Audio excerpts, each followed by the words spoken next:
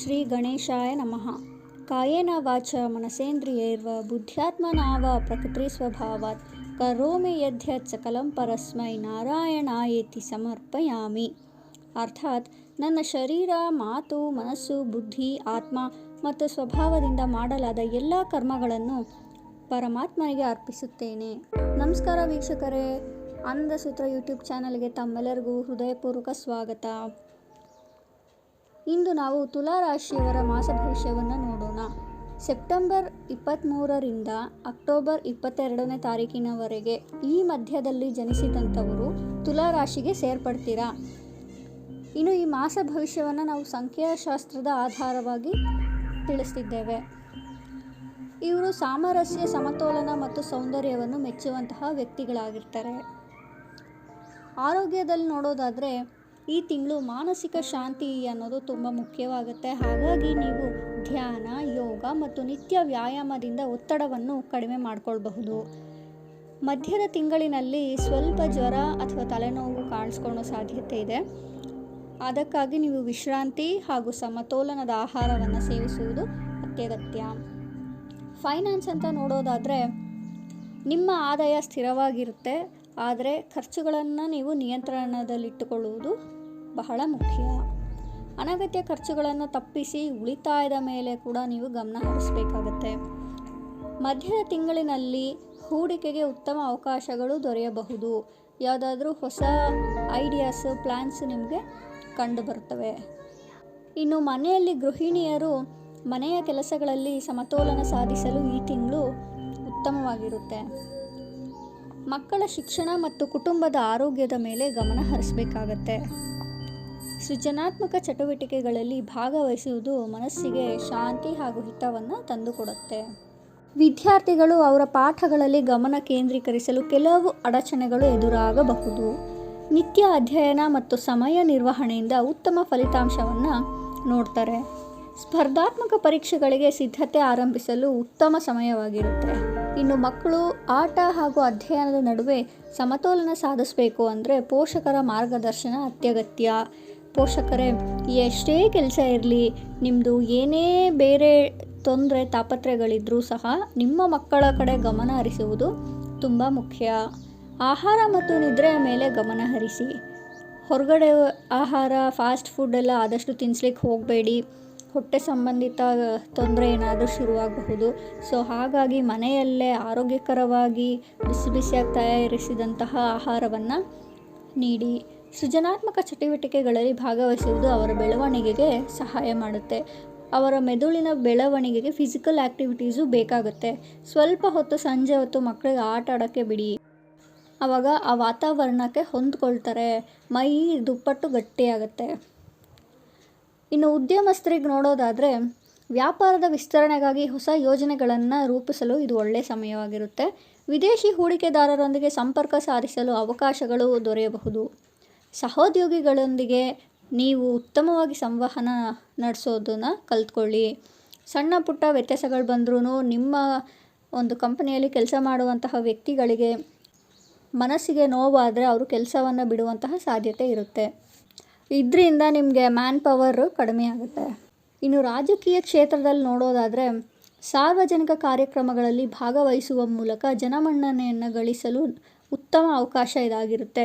ನಿಮ್ಮ ಕೈಯಲ್ಲಾದಷ್ಟು ದಾನ ಧರ್ಮಗಳನ್ನು ಮಾಡೋದ್ರಿಂದ ಅವಶ್ಯಕತೆ ಇರುವಂತಹ ವ್ಯಕ್ತಿಗಳಿಗೆ ನೀವು ಮನಸ್ಸಿಗೆ ಸಂತೋಷ ಕೊಟ್ಟಂಗೆ ಆಗುತ್ತೆ. ಅವ್ರಿಗೆ ಬೇಕಾಗಿರುವಂತಹ ಅವಶ್ಯವಿರುವಂತಹ ವಸ್ತುಗಳನ್ನು ನೀಡೋದ್ರಿಂದ ನಿಮ್ಮ ಒಂದು ಕರ್ಮಫಲಗಳು ಕಡಿಮೆಯಾಗಿ ಪುಣ್ಯ ಫಲಗಳು ಹೆಚ್ಚಾಗುತ್ತೆ.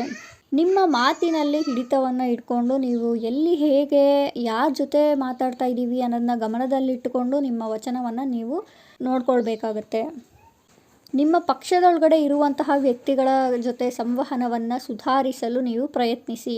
ನಿಮ್ಮಲ್ಲೇ ಏನೋ ಮಿಸ್ಅಂಡರ್ಸ್ಟ್ಯಾಂಡಿಂಗ್ಸ್ ಇದ್ದರೆ, ನಿಮ್ಮ ಒಂದು ಕಮ್ಯುನಿಕೇಷನ್ನು ಏನೋ ಮಿಸ್ ಆಗ್ತಾ ಇದೆ ಅನ್ನೋದು ನಿಮ್ಗೆ ಅನಿಸಿದ್ರೆ ತಕ್ಷಣ ನೀವು ಅದನ್ನು ಸರಿ ಮಾಡಿಕೊಳ್ಳಿ. ಏನು ನಡೀತಾ ಇದೆ ಅಂತ ತಿಳ್ಕೊಳ್ಳಿ. ಇನ್ನು ಮಳೆಯ ಮುನ್ಸೂಚನೆ ನೋಡೋದಾದರೆ ಜೂನ್ ತಿಂಗಳಲ್ಲಿ ಮಳೆಯ ಪ್ರಮಾಣ ಸಾಧಾರಣವಾಗಿರಬಹುದು. ಕೃಷಿಕರು ಬೆಳೆಗಳ ರಕ್ಷಣೆಗೆ ಮುಂಚಿತವಾಗಿ ಕ್ರಮಗಳನ್ನು ಕೈಗೊಳ್ಳುವುದು ಉತ್ತಮ. ನಿಮ್ಮ ಬೆಳೆಯನ್ನು ನೀವು ಈ ಮುಂಚೆನೇ ಒಂದು ಕ್ರಮವನ್ನು ತಗೊಂಡು ನೀವು ಕಾಪಾಡಿಕೊಂಡ್ರೆ ಒಳ್ಳೆಯ ಫಲವನ್ನು ನೋಡ್ತೀರಾ. ಇಲ್ಲಾಂದರೆ ಮಧ್ಯಭಾಗದಲ್ಲಿ ಮಳೆ ಹೆಚ್ಚಾಯಿತು ಅಂದರೆ ನಿಮ್ಮ ಬೆಳೆಗಳೆಲ್ಲ ನಾಶ ಆಗೋ ಸಾಧ್ಯತೆ ಇರುತ್ತೆ. ಹಾಗಾಗಿ ನೀವು ಅದನ್ನೇ ನಂಬ್ಕೊಂಡು ಜೀವನ ಮಾಡ್ತಿರೋದ್ರಿಂದ ನಿಮ್ಮಿಂದ ಸಾಕಷ್ಟು ಜನಕ್ಕೆ ಅನ್ನ ಆಹಾರ ಎಲ್ಲ ತಲುಪಿಸ್ತಾ ಇದ್ದೀರಾ. ನೀವು ಬುದ್ಧಿವಂತಿಕೆಯಿಂದ ಈ ಒಂದು ಸಮಯವನ್ನು ಜಾಣ್ಮೆಯಿಂದ ನೋಡ್ಕೊಳ್ಬೇಕಾಗತ್ತೆ. ನಗರ ಪ್ರದೇಶಗಳಲ್ಲಿ ನೀರಿನ ಸಂರಕ್ಷಣೆಗೆ ಗಮನ ಹರಿಸಿದ್ರೆ ಒಳಿತು. ಸಣ್ಣ ಪುಟ್ಟ ವ್ಯಾಪಾರಿಗಳಿಗೆ ನೋಡೋದಾದರೆ ನಿಮ್ಮ ವ್ಯಾಪಾರದಲ್ಲಿ ಸ್ಥಿರತೆಯನ್ನು ಕಾಣಬಹುದು. ಹೊಸ ಹೂಡಿಕೆಗಳನ್ನು ಪರಿಗಣಿಸುವ ಮೊದಲು ಸಮಗ್ರ ವಿಶ್ಲೇಷಣೆ ಮಾಡಿ ಮುಂದುವರಿಯಿರಿ. ಗ್ರಾಹಕರೊಂದಿಗೆ ಉತ್ತಮ ಸಂಬಂಧವನ್ನು ಕಾಪಾಡಿಕೊಳ್ಳಿ. ಏನಾದರೂ ಹೊಸ ಆಫರ್ಸ್ ಇದ್ದರೆ, ಹೊಸ ಅಟ್ರಾಕ್ಟಿವ್ ಆಗಿರುವಂತಹ ಪ್ಲ್ಯಾನ್ಸ್ ಇದ್ದರೆ ಇಂಟ್ರಡ್ಯೂಸ್ ಮಾಡಿ.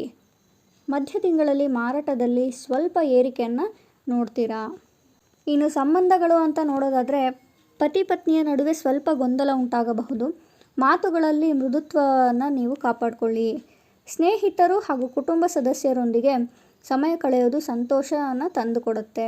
ಎಷ್ಟೇ ನಿಮಗೆ ಟೆನ್ಷನ್ ಇದ್ದರೂ, ಏನೇ ಯೋಚನೆಗಳಿದ್ದರೂ, ಎಷ್ಟೇ ಬ್ಯುಸಿ ಸ್ಕೆಡ್ಯೂಲ್ ಇದ್ರೂ ನಿಮ್ಮ ಒಂದು ಪ್ರೀತಿ ವ್ಯಕ್ತಿಗಳ ಜೊತೆ, ನಿಮ್ಮ ಒಂದು ಮನೆಯವರ ಜೊತೆ, ನಿಮ್ಮ ಒಂದು ಇಷ್ಟಾರ್ಥವನ್ನು ಈಡೇರಿಸುವಂಥವರ ಜೊತೆ ನೀವು ಸಮಯ ಕಳೆಯೋದ್ರಿಂದ ನಿಮ್ಮ ಒಂದು ಮನಸ್ಸಿನ ದುಃಖ ದುಗುಡ ಎಲ್ಲವೂ ದೂರ ಆಗಿ ಶಾಂತಿ ನೆಮ್ಮದಿಯನ್ನು ನೋಡ್ತೀರಾ.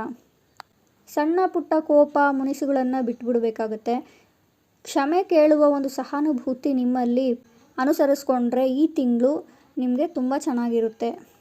ಹಳೇದೇನಾದರೂ ಮನಸ್ತಾಪಗಳಿದ್ದರೆ ಅದನ್ನು ಸರಿ ಮಾಡಿಕೊಳ್ಳುವಂತಹ ಸಮಯ ಕೂಡ ನಿಮಗೆ ಇದು ಒಳ್ಳೆಯದಾಗಿರುತ್ತೆ. ಒಟ್ಟಾರೆ ಆರೋಗ್ಯದಲ್ಲಿ ನೋಡೋದಾದರೆ ಹೊಟ್ಟೆ ಹಸಿವು, ಜೀರ್ಣ ಸಮಸ್ಯೆಗಳು ಮಧ್ಯ ತಿಂಗಳಲ್ಲಿ ನಿಮಗೆ ಕಾಣಿಸ್ಕೊಳ್ಳುತ್ತೆ. ನೀರು ಹೆಚ್ಚಾಗಿ ಕುಡಿಯೋದ್ರಿಂದ ನಿಮಗೆ ಡೈಜೆಷನ್ ಚೆನ್ನಾಗಾಗುತ್ತೆ ಹಾಗೂ ಬಾಡಿ ಹೈಡ್ರೇಟೆಡ್ ಇರುತ್ತೆ. ಮಹಿಳೆಯರು ಹಾರ್ಮೋನಲ್ ಸಮಸ್ಯೆಗಳನ್ನು ಕಾಳಜಿಯಿಂದ ನೋಡ್ಕೊಳ್ಬೇಕಾಗುತ್ತೆ. ಏನೇ ಒಂದು ಸಣ್ಣ ಪುಟ್ಟ ವ್ಯತ್ಯಾಸಗಳನ್ನು ನೀವು ನೋಡಿದ್ರೂ, ನಿಮಗೆ ಕಾಣಿಸ್ಕೊಂಡ್ರೂ ನೆಗ್ಲೆಕ್ಟ್ ಮಾಡಬೇಡಿ, ಡಿಲೇ ಮಾಡಬೇಡಿ. ಆದಷ್ಟು ತಕ್ಷಣ ನಿಮ್ಮ ತಿಳಿದಿರುವಂತಹ, ನಿಮ್ಮ ಹತ್ರದಲ್ಲಿರುವಂತಹ, ನೀವು ನಂಬಿರುವಂತಹ ಒಬ್ಬ ವೈದ್ಯರನ್ನು ನೋಡಿಬಿಟ್ಟು ಮೀಟ್ ಮಾಡಿ ನಿಮ್ಮ ಒಂದು ತೊಂದರೆಗಳನ್ನು ಹೇಳಿಕೊಂಡು ಅದಕ್ಕೆ ಬೇಕಾಗಿರೋ ಪರಿಹಾರಗಳನ್ನು ನೀವು ಮಾಡಿಕೊಳ್ಳಿ. ಕನಿಷ್ಠ ಏನಿಲ್ಲ ಅಂದ್ರೂ 15 ನಿಮಿಷ ನೀವು ಯೋಗ ಹಾಗೂ ಪ್ರಾಣಾಯಾಮವನ್ನು ಮಾಡೋದ್ರಿಂದ ನಿಮ್ಮ ಒಂದು ಆರೋಗ್ಯದಲ್ಲಿ ಬಹಳಷ್ಟು ಬದಲಾವಣೆಯನ್ನು ನೋಡ್ತೀರಾ ವೀಕ್ಷಕರೇ.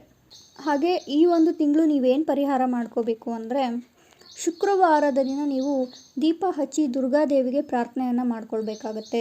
ದೇವಾಲಯಗಳಿಗೆ ಭೇಟಿ ನೀಡೋದ್ರಿಂದ ನಿಮ್ಮ ಮನಸ್ಸಿಗೆ ಹಿತವನ್ನು ಸಹ ಉಂಟಾಗುತ್ತೆ. ಇಲ್ಲಪ್ಪ ಆಗೋದಿಲ್ಲ ಅನ್ನುವಂಥವ್ರು ನಿಮ್ಮ ಮನೆಯಲ್ಲೇ, ನಿಮ್ಮ ಮನೆಯಲ್ಲಿ ದೇವಿ ಫೋಟೋಗಳಿದ್ದರೆ ಇದ್ರೂ ನಡೆಯುತ್ತೆ, ಇಲ್ಲ ಅಂದರೂ ನಡೆಯುತ್ತೆ. ಕಣ್ಣು ಮುಚ್ಚಿಕೊಂಡು ದೀಪ ಹಚ್ಚಿ ತಾಯಿನ ಇಮ್ಯಾಜಿನೇಷನ್ ಮಾಡಿಕೊಂಡು ನಿಮ್ಮ ಇಷ್ಟಾರ್ಥಗಳನ್ನೆಲ್ಲ ಬೇಡ್ಕೊಳ್ಳಿ. ನಿಮಗೇನೇನಿದೆ, ನಿಮ್ಮ ಸುತ್ತಮುತ್ತ ಏನೇನು ನಡೀತಾ ಇದೆ, ನಿಮ್ಮ ಜೀವನದಲ್ಲಿ ಏನೇನೆಲ್ಲ ಪಡ್ಕೊಳ್ತಾ ಇದ್ದೀರಾ, ಆ ಪ್ರತಿಯೊಂದಕ್ಕೂ ನೀವು ಥ್ಯಾಂಕ್ ಯು ಅನ್ನೋದನ್ನು ಹೇಳಿ. ಆ ಗ್ರ್ಯಾಟಿಟ್ಯೂಡ್ ಅನ್ನೋದನ್ನ ನೀವು ಕೊಡಬೇಕಾಗತ್ತೆ. ನೀವು ತೊಗೊಂಡಿರೋದಕ್ಕೆ ನೀವೇನೂ ರೆಸ್ಪಾನ್ಸೇ ಕೊಟ್ಟಿಲ್ಲ ಅಂದರೆ ಇನ್ನೂ ಬೇಕು ಅಂದರೆ ಕೊಡೋದಕ್ಕೆ ಸಾಧ್ಯ ಇಲ್ಲ ಅಲ್ವಾ. ಹಾಗಾಗಿ ನೀವು ಆಲ್ರೆಡಿ ಪಡ್ಕೊಂಡಿರೋದಕ್ಕೆಲ್ಲ ನೀವು ಗ್ರೇಟ್ಫುಲ್ನ ತೋರಿಸಿದ್ರೆ, ನಿಮ್ಮ ಒಂದು ಸಂತೋಷವನ್ನು ವ್ಯಕ್ತಪಡಿಸಿದ್ರೆ, ನಿಮ್ಮ ಒಂದು ಖುಷಿಯನ್ನು ನೀವು ಹಂಚ್ಕೊಂಡ್ರೆ ಯೂನಿವರ್ಸ್ ಇನ್ನೂ ನಿಮಗೆ ಕೊಡೋದಕ್ಕೆ ಮುಂದಾಗ್ತಾರೆ. ಸೊ ಹಾಗಾಗಿ ಪ್ರತಿಯೊಂದು ವಿಷಯಕ್ಕೂ ಇವಾಗ ಬೆಳಗ್ಗೆ ಎದ್ದೊಳೋದೇ ಒಂದು ಟಾಸ್ಕ್, ಒಂದು ಟೆಸ್ಟು, ಒಂದು ಬೆಸ್ಟ್ ಗಿಫ್ಟ್ ಅಂತಲೇ ಹೇಳ್ಬೋದು. ಯಾಕಂದರೆ ನೋಡಿ, ರಾತ್ರಿ ಮಲಗಿರ್ತಾರೆ, ಬೆಳಗ್ಗೆ ಎದ್ದೊಳೋದೇ ಇಲ್ಲ ಅಲ್ವಾ. ಟೀ ಕುಡಿತಾ ಕೂತ್ಕೊಂಡಿರ್ತಾರೆ, ಜೊತೆಲೇ ಟೀ ಕುಡಿತಾ ಇದ್ವಿ, ಹಾಗೆ ಎದೆ ಹೊಡ್ಕೊಂಡು ಹೋಗ್ಬಿಟ್ರು ಅಂತ ಹೇಳ್ತಾರೆ. ಈಗೆಲ್ಲ ಇರುವಾಗ ನಮ್ಮ ಆರೋಗ್ಯವನ್ನು ನಾವು ಗಮನ ಕೊಡಬೇಕು, ಆಹಾರದಲ್ಲೂ ಗಮನ ಕೊಡಬೇಕು. ಇರುವಂತಹ ವಿಷಯಗಳಿಗೆ ನಾವು ಧನ್ಯತಾ ಭಾವವನ್ನು ಸೂಚಿಸಬೇಕಾಗತ್ತೆ. ಸೊ ಹಾಗಾಗಿ ಪ್ರತಿಯೊಂದಕ್ಕೂ ದಿನ ಆಗಲೂ ನಿಮಗೆ ಏನೆಲ್ಲ ಆಗಿದೆ, ಏನೆಲ್ಲ ಖುಷಿ ವಿಷಯ ಸಂಬಂಧಪಟ್ಟಿದೆ ನಿಮಗೆ ನಿಮ್ಮ ಜೀವನದಲ್ಲಿ, ಪ್ರತಿಯೊಂದಕ್ಕೂ ಧನ್ಯವಾದವನ್ನು ಹೇಳ್ಕೊಂಡು ಬನ್ನಿ. ಆವಾಗ ನೀವು ಇನ್ನೂ ರಿಸೀವ್ ಮಾಡ್ಕೊಳಕ್ಕೆ ಜಾಗ ಕೊಟ್ಟಂಗೆ ಆಗುತ್ತೆ. ಹಾಗೆ ಈ ತಿಂಗಳು ಪ್ರತಿದಿನ ಬೆಳಗ್ಗೆ ಹಾಗೂ ಸಂಜೆ ಓಂ ಶುಕ್ರಾಯ ನಮಃ ಈ ಒಂದು ಮಂತ್ರವನ್ನು 16 ಬಾರಿ ಜಪಿಸ್ತಾ ಬನ್ನಿ. ನಿಮ್ಮ ಜೀವನದಲ್ಲಿ ಫೈನಾನ್ಸಲ್ಲಾಗಲಿ, ನೆಮ್ಮದಿಯಲ್ಲಾಗಲಿ ಒಳ್ಳೆಯ ಚೇಂಜಸ್ನ ಕಾಣ್ತೀರಾ. ಈ ತಿಂಗಳು ಬೆಸ್ಟ್ ಡೇಸ್ ಅಂತ ನೋಡೋದಾದರೆ, ದಿನಾಂಕಗಳು ನೋಡೋದಾದರೆ 3, 6, 15, 21, 24 ಇದಿಷ್ಟು ದಿನಾಂಕಗಳಲ್ಲಿ ಹಾಗೆ ಶುಕ್ರವಾರ ಬುಧವಾರ ಈ ಒಂದು ದಿನಗಳಲ್ಲಿ ನೀವು ಯಾವುದೇ ರೀತಿಯ ಒಳ್ಳೆ ಕೆಲಸ ಕಾರ್ಯಗಳನ್ನು ಶುರು ಮಾಡಬಹುದು. ಒಳ್ಳೆ ಹೊಸ ಬಿಸ್ನೆಸ್ನ ಸ್ಟಾರ್ಟ್ ಮಾಡಬಹುದು. ಹೊಸ ನಿರ್ಧಾರಗಳನ್ನ ತೆಗೆದುಕೊಳ್ಬಹುದು. ಹೊಸ ಹೂಡಿಕೆಗಳಿಗೆ ನೀವು ಇನ್ವೆಸ್ಟ್ ಮಾಡ್ಬೋದು. ಮತ್ತೊಮ್ಮೆ ಹೇಳ್ತಾ ಇದ್ದೀನಿ, ಹೂಡಿಕೆ ಮಾಡೋಕ್ಕೆ ಮುಂಚೆ ವಿಶ್ಲೇಷಿಸಿ ಕೂಲಂಕುಷವಾಗಿ ನೀವು ಅದರ ಆಳವನ್ನು ತಿಳ್ಕೊಂಡು ಹಿಂದು ಮುಂದು ಎಲ್ಲ ತಿಳ್ಕೊಂಡು ನೀವು ನಿರ್ಧಾರ ತಗೊಂಡು ಮುಂದುವರಿಬೇಕಾಗತ್ತೆ. ಗೊತ್ತಿರೋರು ಬಂದರು ಅಂತ ಹೇಳಿ ಬ್ಲೈಂಡಾಗಿ ಕಣ್ಣು ಮುಚ್ಕೊಂಡು ನಂಬಕ್ಕೆ ಹೋಗಬೇಡಿ. ಒಂದು 10 ಜನದ ಕಡೆ ವಿಚಾರಿಸ್ಬಿಟ್ಟು ನಂತರ ನೀವು ನಿರ್ಧಾರವನ್ನು ತಗೊಂಡು ನೀವು ಮುಂದುವರಿರಿ. ಹಾಗೆ ಹಸಿರು ಬಣ್ಣವನ್ನು ಹಾಗೆ ನೀಲಿ ಬಣ್ಣವನ್ನು ಇವೆರಡು ಬಣ್ಣವನ್ನು ನೀವು ಬಳಸಬಹುದು. ಇದಿಷ್ಟು ನಿಮಗೆ ಲಕ್ಕಿ ದಿನಗಳು, ಲಕ್ಕಿ ಬಣ್ಣಗಳು ಹಾಗೆ ಲಕ್ಕಿ ದಿನಾಂಕಗಳು ಆಗಿರ್ತವೆ. ಇನ್ನು ನೀವು ಎದ್ದ ತಕ್ಷಣ ಏನು ಅನ್ಕೋಬೋದಪ್ಪ ಅಂದರೆ, ಎಲ್ಲವೂ ನನ್ನ ಪರವಾಗಿ ನಡೆಯುತ್ತಿದೆ, ನಾನು ಶಾಂತ ಮತ್ತು ದೃಢ ಮನಸ್ಸಿನ ವ್ಯಕ್ತಿಯಾಗಿ ಜೀವನ ನಡೆಸ್ತಾ ಇದ್ದೀನಿ ಅಂತ ಹೇಳಿ ಈ ಒಂದು ವಾಕ್ಯವನ್ನು ನೀವು ಎದ್ದ ತಕ್ಷಣ ನಿಮ್ಮ ಮನಸ್ಫೂರ್ತಿಯಾಗಿ ನೀವು ಹೇಳಿಕೊಂಡು ನಿಮ್ಮ ಕಾಲನ್ನು ಭೂಮಿ ತಾಯಿಗೆ ಸ್ಪರ್ಶ ಮಾಡಿಕೊಂಡು ಹೋಗೋದ್ರಿಂದ ನಿಮ್ಮ ಒಂದು ದಿನದ ಚಟುವಟಿಕೆಯಲ್ಲಿ ನಿಮಗೆ ಉತ್ಸಾಹ ಇರುತ್ತೆ. ಯಾವುದೇ ಅಡೆಚಣೆ ಇದ್ರೂ ನೀವು ಧೈರ್ಯವಾಗಿ ಮುಂದೆ ಬರ್ತೀರಾ. ನೋಡಿದ್ರಲ್ಲ ವೀಕ್ಷಕರೇ, ಈ ಒಂದು ಜೂನ್ 2025 ತುಲಾ ರಾಶಿಯ ಸಂಖ್ಯಾಶಾಸ್ತ್ರದ ಪ್ರಕಾರ ಮಾಸ ಭವಿಷ್ಯವನ್ನು ಎಲ್ಲರೂ ತಿಳ್ಕೊಂಡಿದ್ದೀರಾ. ನನಗೆ ಅನ್ಕೊತೀನಿ ನಿಮಗೆಲ್ಲರಿಗೂ ಇದು ಇಷ್ಟ ಆಗಿದೆ ಅಂತ. ನಿಮ್ಮೊಟ್ಟಿಗೆ ನೀವಷ್ಟೇ ತಿಳ್ಕೊಂಡು ಇಟ್ಕೊಳ್ಬೇಡಿ, ನಿಮ್ಮ ಜೊತೆಲಿರೋರಿಗೂ ಈ ವಿಷಯವನ್ನು ಹಂಚ್ಕೊಳ್ಳಿ, ಶೇರ್ ಮಾಡಿ. ನಿಮ್ಮ ಫ್ರೆಂಡ್ಸ್ ವಾಟ್ಸಪ್ ಗ್ರೂಪಲ್ಲಿ, ನಿಮ್ಮ ರಿಲೇಟಿವ್ಸ್ ಗ್ರೂಪಲ್ಲಿ ಶೇರ್ ಮಾಡಿ, ಅವ್ರಿಗೂ ಯೂಸ್ಫುಲ್ ಆಗುತ್ತೆ. ಹಾಗೆ ನಿಮಗೆ ಹೆಲ್ತ್ ರಿಲೇಟೆಡ್ ಏನೇ ಟಿಪ್ಸ್ ಬೇಕಂದ್ರೂ, ಮೋಟಿವೇಶನ್ ಸ್ಪೀಚ್ ಬೇಕಂದ್ರೂ, ಯೋಗಾಭ್ಯಾಸ ಮಾಡಲಿಕ್ಕೆ ನಮಗೆ ಗೊತ್ತಾಗ್ತಾ ಇಲ್ಲ ಅನ್ನುವಂಥವ್ರು ಧನ್ಯ ಲೈಫ್ ಅನ್ನೋ ಒಂದು ಪೇಜ್ ಇದೆ, ಅದು ಒಂದು ಯೂಟ್ಯೂಬ್ ಚಾನಲ್ ಇದೆ, ನೀವು ಅವ್ರನ್ನ ಫಾಲೋ ಮಾಡಿ, ಸಬ್ಸ್ಕ್ರೈಬ್ ಮಾಡ್ಕೊಳ್ಳಿ. ಸೊ ನಿಮಗಲ್ಲಿ ಸಣ್ಣ ಪುಟ್ಟ ಡೇ ಟು ಡೇ ನೀವು ಏನೇನು ಮಾಡಬೇಕು, ನಿಮಗೆ ಉತ್ಸಾಹ ಕೊಡುವಂತಹ ಮಾರ್ಗದರ್ಶನವನ್ನು ಅಲ್ಲಿ ನೀಡ್ತಾರೆ.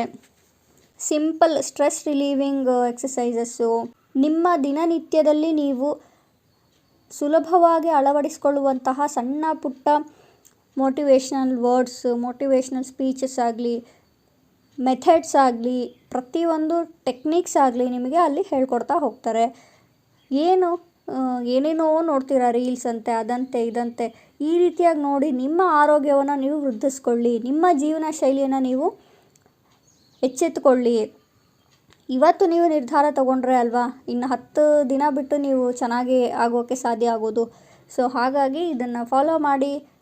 ಧನ್ಯ ಲೈಫ್ ಅಂತ ಲಿಂಕ್ನ ಡಿಸ್ಕ್ರಿಪ್ಷನಲ್ಲಿ ಕೊಟ್ಟಿರ್ತೀನಿ. ಇಲ್ಲಿಗೆ ಈ ವಿಡಿಯೋವನ್ನು ಮುಗಿಸ್ತಾ ಇದ್ದೀನಿ ವೀಕ್ಷಕರೇ. ಮತ್ತೊಂದು ವಿಡಿಯೋದಲ್ಲಿ ಸಿಗೋಣ ಮತ್ತೊಂದು ರಾಶಿಯ ಜೊತೆ. ಸರ್ವೇಷಾಂ ಸ್ವಸ್ತಿರ್ಭವತು, ಸರ್ವೇಷಾಂ ಶಾಂತಿರ್ಭವತು, ಸರ್ವೇಷಾಂ ಪೂರ್ಣಂ ಭವತು, ಸರ್ವೇಷಾಂ ಮಂಗಳಂ ಭವತು.